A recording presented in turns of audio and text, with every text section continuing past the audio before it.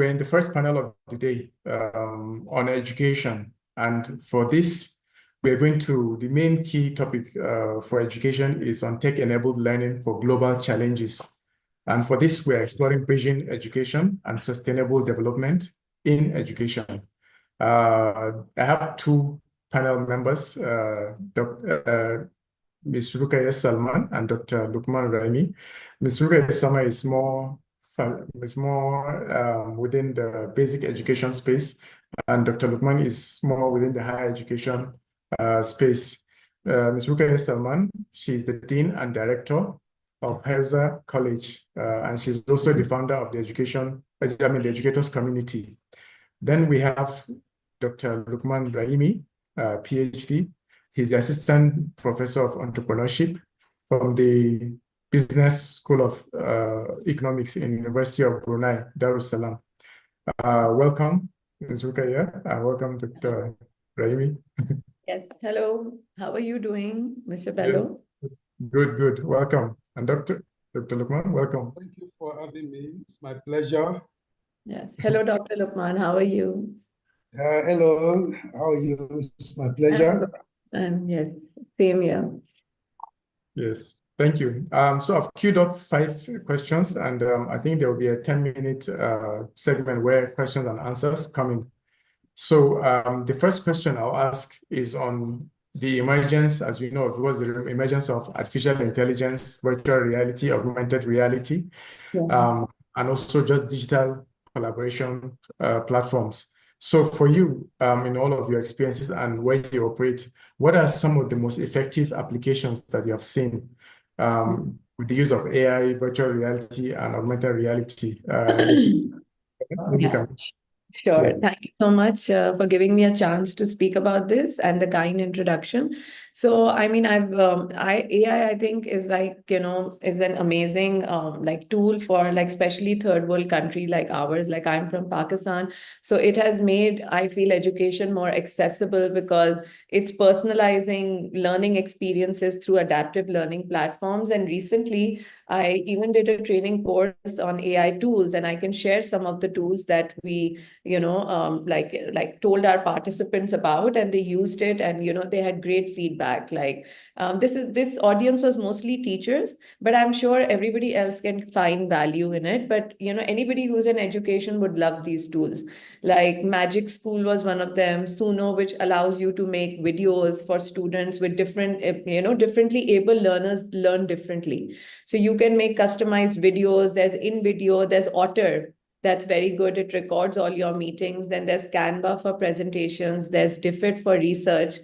And obviously, ChatGPT and Gemini are there, but ChatGPT also has a lot of functions that people don't know about. And Copilot is another one. So we had a very good session on all these tools, and the teachers used them for 2 weeks, and they said that they are really helpful, though they have their paid versions also. But even the free versions of these tools have made the life of teachers and educationalists a little easier because, I mean, this is a profession where it's usually, people are burnt out and overworked, right? Because every student is different, every school is different. So I think the adaptation of AI tools will only help us and help us personalize the learning for our students. Yeah, definitely. I think one of the applications of it, I think recently in a school, we try to encourage the use of AI. As you said, it helps with efficiency and of some of the mundane tasks that we do, like lesson planning and things like that. So the same question for you, Dr. Lukman, especially for you at the tertiary level now. How have you seen the effective use of these technologies like AI, virtual reality, augmented reality? Okay, thank you very much for inviting me. As rightly explained by Rukaiya, artificial intelligence in the higher education space has been transformative in so many respects. The simplest one is the AI-enabled ChatGPT, which has actually revolutionized how we teach, how we learn, how we do so many things. Both the paid version and the free version have been, transformative. For instance, students can use it as guide for their assignment, not really to write for them, because if you use it to write your essay, of course, we have AI detection that is going to really penalize you for using AI to write exclusively, but you can use it as guide. Also, if you are writing your own human, approach to writing, which is creative, the grammatical check, you can use, AI ChatGPT to clean up the grammatical error. But more importantly, recently, I taught lecturers and my students how to use paid version of ChatGPT for statistical analysis and also financial analysis. And 3 months ago, I actually used it to teach professor in Nigerian University under Nigeria Society of Chemical Engineering on how to prepare business plan and also business model canvas. Once you have your basic information, you use it as a prompt, and it's going to generate all the things you want and prepare detailed report for you, which you can own anywhere. That is one.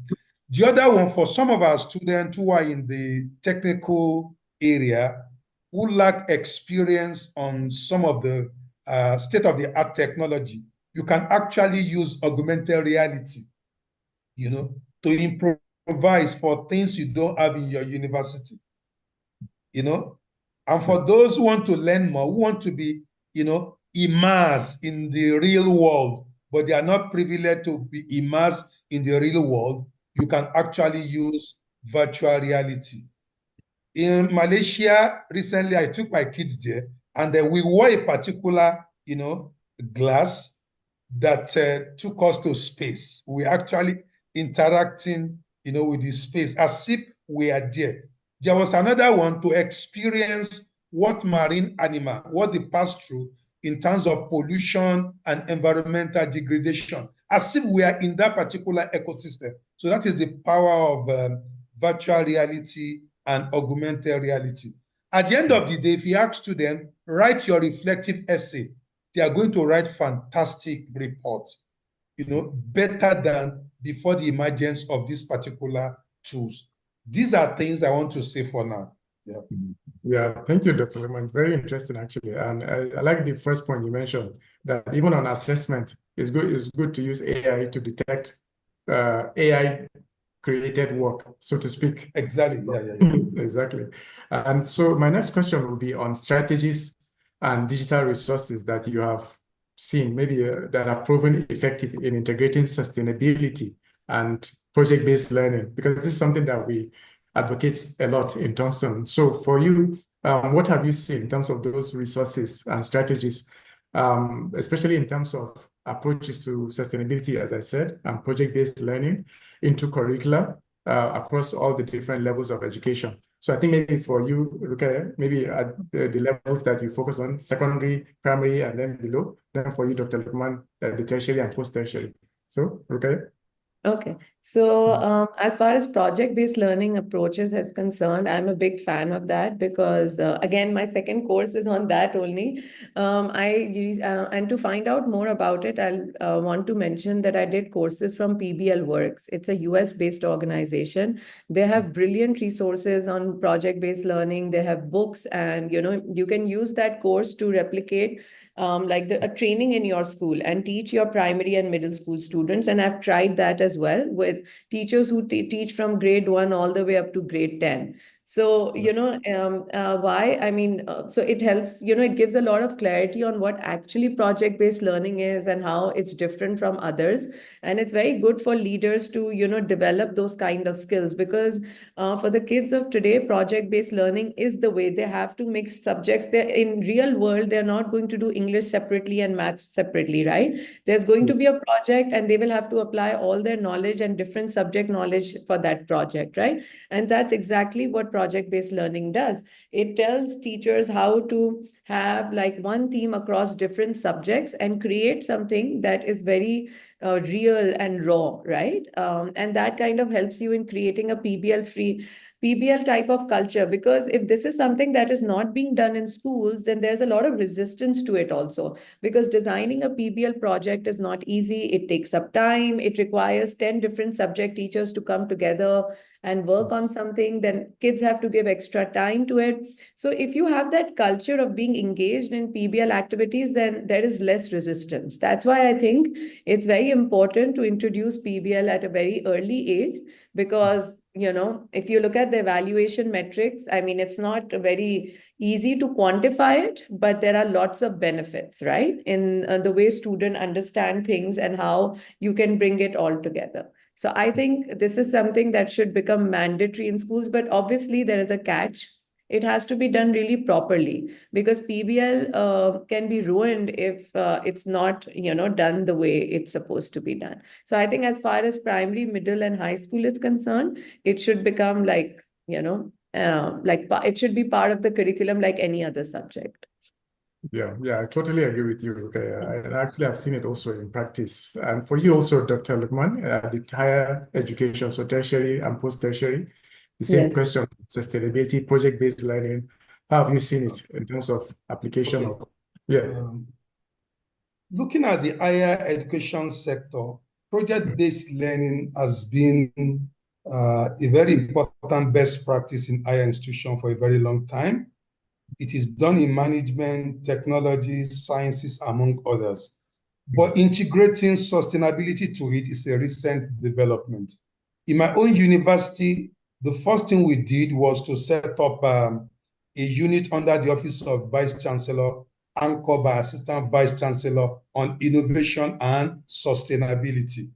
So the mandate of that particular office is to introduce sustainability to all courses in the university, whether medicine, health sciences, among others. The reason is that the United Nations has actually conceptualized the problem of the world, and they came up with what is called Sustainable Development Goals. They are 17. So in all the faculties and the departments in the university, everybody is, sensitized to recognize this particular fact. So whenever you are given a project to do, whether in engineering, in agriculture, at the end of the day, you need to tell us which of the 7 sustainable development goals have you actually supported? Because you can't solve the problem, but your project can speak to them. So also in the business school, is part of the mandate given by AACSB. It is called thought leadership. Which of the goals are your research, speaking to? Which of the goals are your teaching actually promoting? So in my own field, which is entrepreneurship, now we teach students green entrepreneurship. Yeah. And also United Nations, UNDP has actually developed a free online course on green entrepreneurship. So you learn how to develop not just business model, sustainable business model canvas.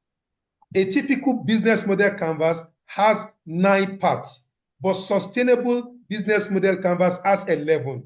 You have to incorporate social and environmental cost and social and environmental benefit.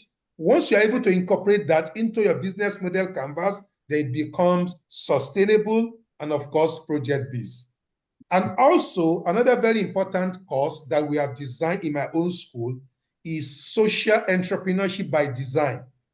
It is taught in class and also outside the class. We take people to the community, look for the headache, look for the problem of the community, then use design thinking to empathize and provide prototype that eventually solve that particular problem. So you have done 2 things, project and also sustainability.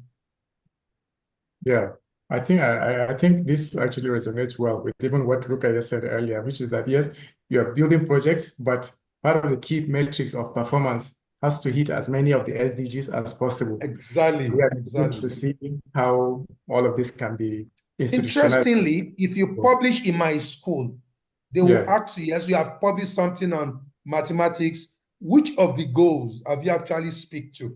If you are not able to answer them, it means your research is not really sustainable.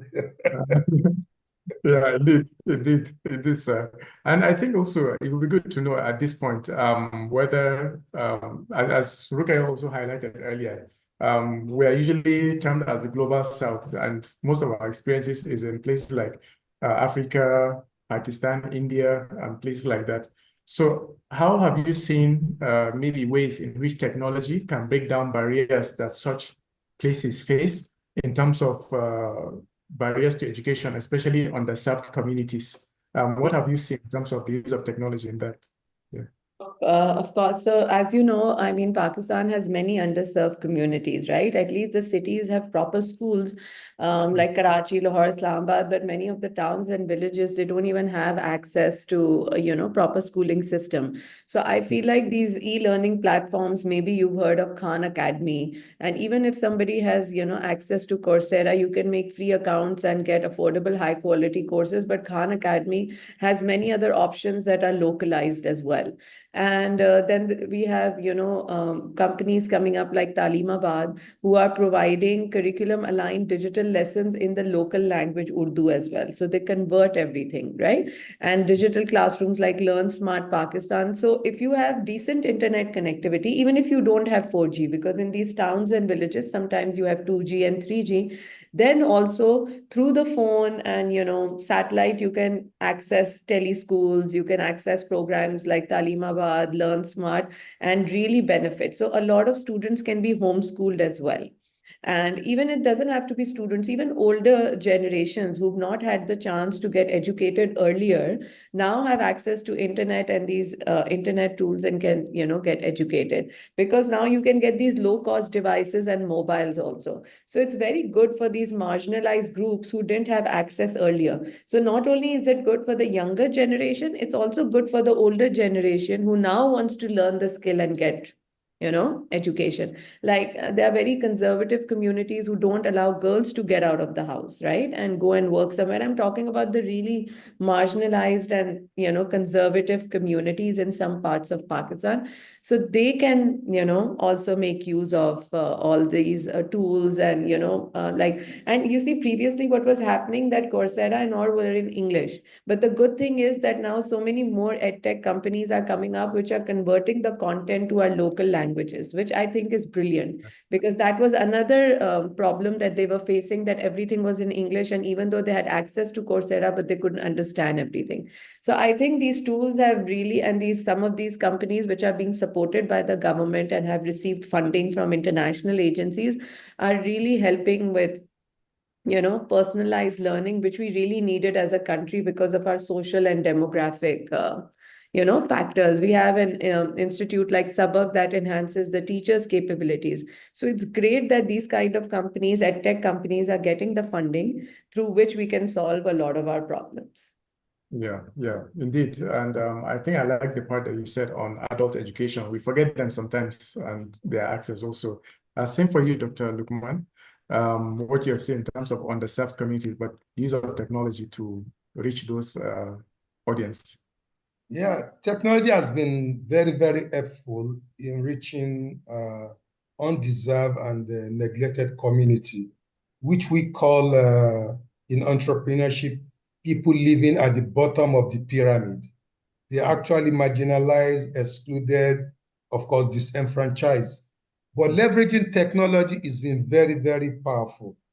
For instance, in some communities where they don't have electricity, access to internet, there's radio.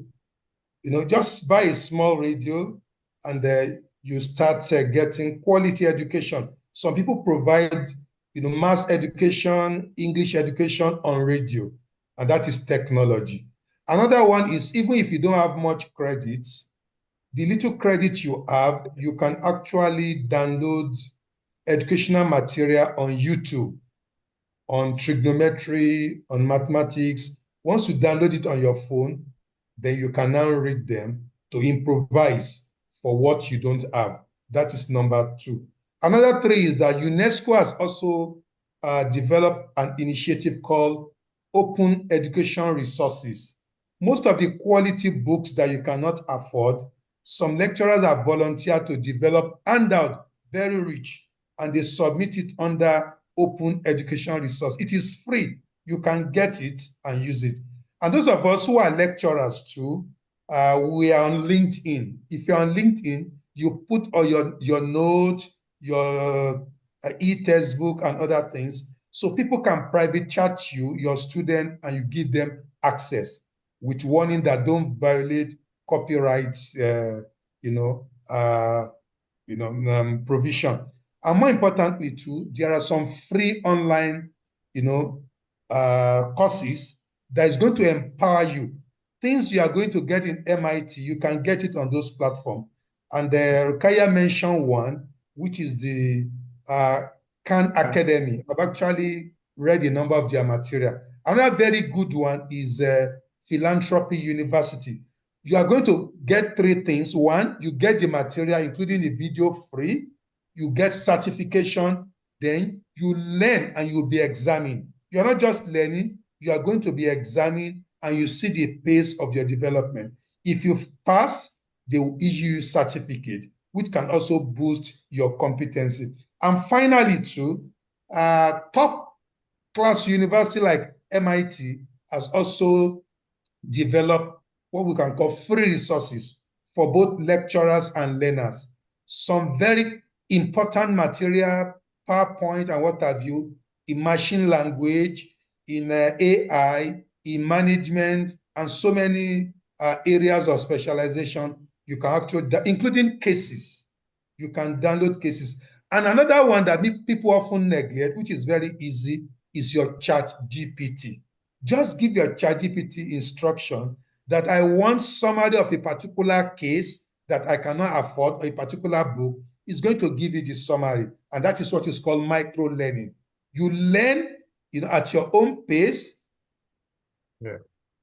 cheaper, better, and of course, in a very simplified manner.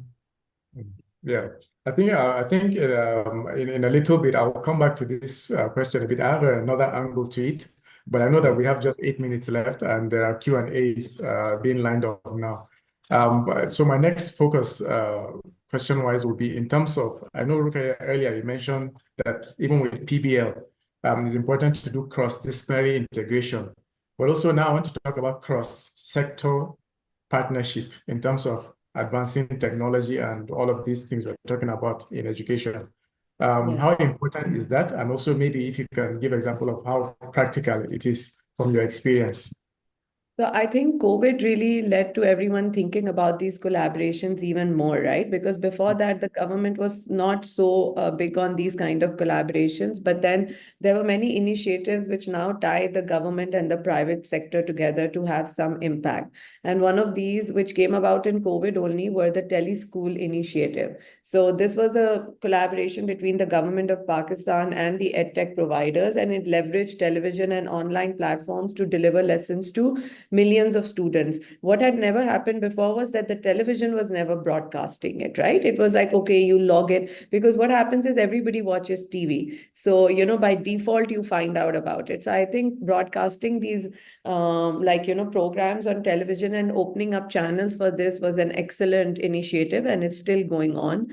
And another one were taken up by a knowledge platform where public and private schools share curriculum, and Care Foundation also, offers low-cost digital solutions. So I've seen that after COVID, a lot of these different initiatives have come together, and that is really helping. When the government starts supporting it, that's where, the real work starts, I feel. Yeah, because then you are reaching out to the masses through national sources, right? Like televisions, etc. Yes, exactly. And government is always a key partner or player in terms of any partnership that will exist. And same for you, Dr. Lukman, in terms of cross-sectoral partnerships. Regarding cross-sectoral partnership in Southeast Asia, it's been very robust and, of course, impactful. Currently, we have what is called the industry talk in my own university. And 2 weeks ago, we brought the MD of Shell to speak on corporate social responsibility and CSR, the way it's done, not in theory, how it is done in Shell. That is one way. Another one is what is called the town gown. We invite those in the private sector, which is the town, and those of us in the university, the ground, to discuss, contemporary issues, and we arrive at a decision. On the issue of ChatGPT, our accountants are really afraid because it's going to take job away from them. I can prepare my account, audit, and everything using certain formula and some code. So we actually brought accountants and also lecturers teaching account to discuss this issue. At the end of the day, they came up with a sort of solution that AI cannot take away our job. It will rather make our job simpler, better, what have you. So this type of discussion is cross-sectional.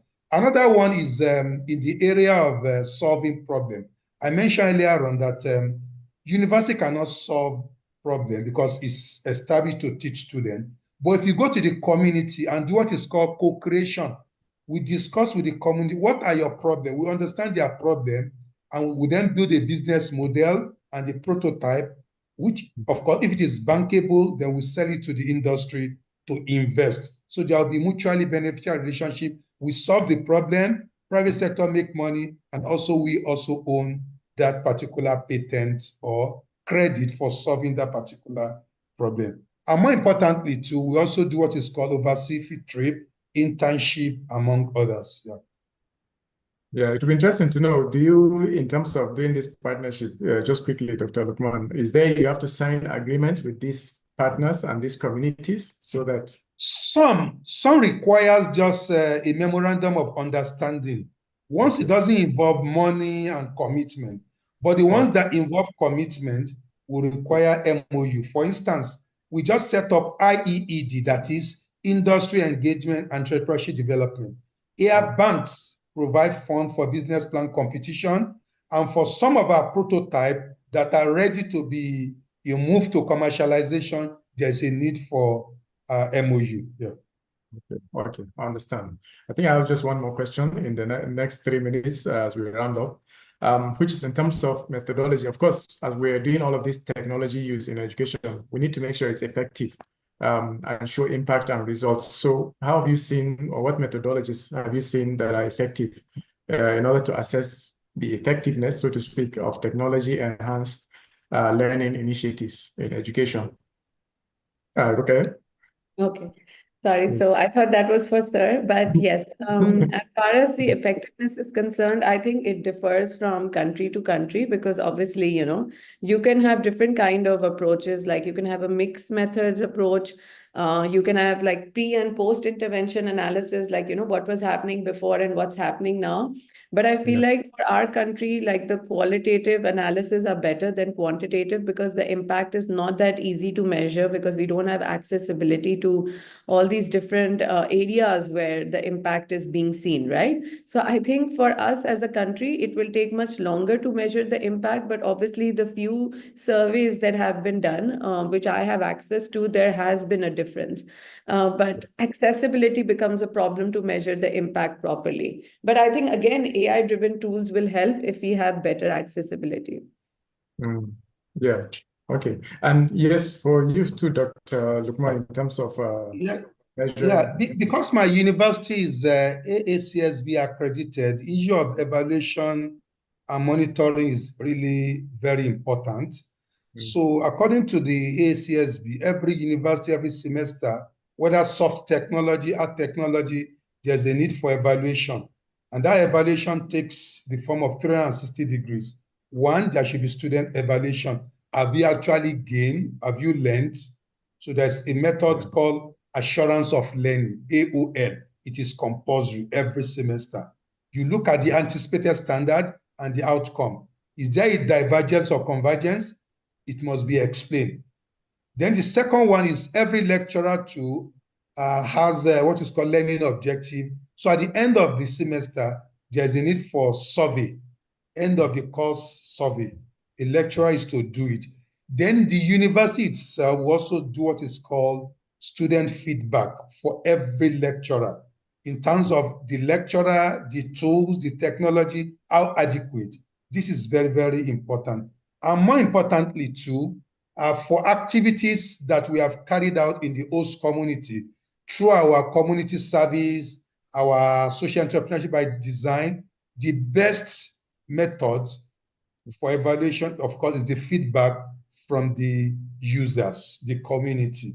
You ask either qualitatively or quantitatively, do they like this? At the end of the day, you go back and analyze, then you fill the vacuum. So that is what I can say for now. Yes, thank you, sir. Thank you, Rukaiya. Right on time. We are at the end of the session, and I think both of you are normally active very much on LinkedIn, and you all have your individual websites for your businesses and your organizations. I don't know, any other way to communicate with you for some of these insights by the audience, and also if the conversation can continue after today, you can quickly just mention now. And I think our team also, if you can, admin, please, if you can put in the LinkedIn page of Rukaiya and also enterprises and organizations, as well as Dr. Lukman. So Rukaiya, yeah, final words, Rukaiya, as Yes. we go. Yes.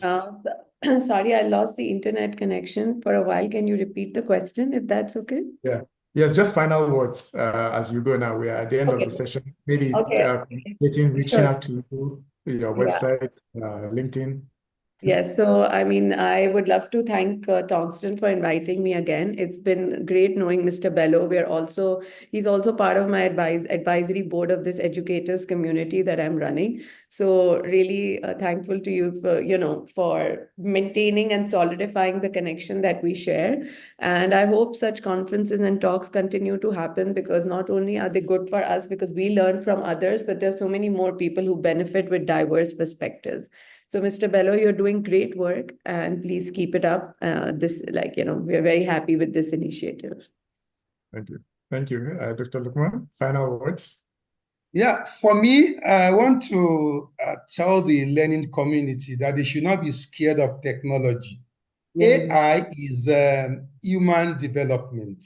It's part of the innovation we develop. So we should see AI and other disruptive technology as simply enablers.